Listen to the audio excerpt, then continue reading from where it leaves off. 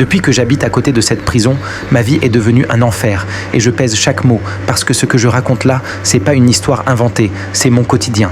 Au début, je pensais que c'était juste le bruit, les sirènes, les cris au loin la nuit, les voitures qui ralentissent devant chez moi sans raison.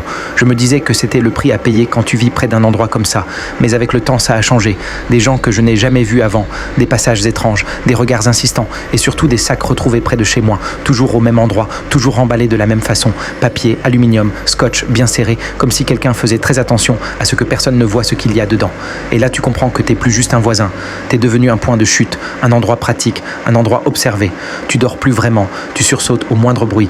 Tu te demandes pourquoi ce colis est là, pour qui, et surtout ce qui se passera si tu fais semblant de ne rien voir. Personne ne vient te menacer, personne ne parle, mais la pression, elle est là, silencieuse, lourde. On sait où tu habites, on sait que tu vois, et on attend juste de voir ce que tu vas faire. Moi, j'ai tenu un moment, j'ai essayé d'ignorer, de passer devant sans regarder, de me convaincre que ça me concernait pas. Et puis un jour, j'ai craqué. À la fin, j'ai ouvert. Et c'est à ce moment précis que j'ai compris que ma vie ne serait plus jamais tranquille. Dis-moi, à ma place, tu aurais ouvert.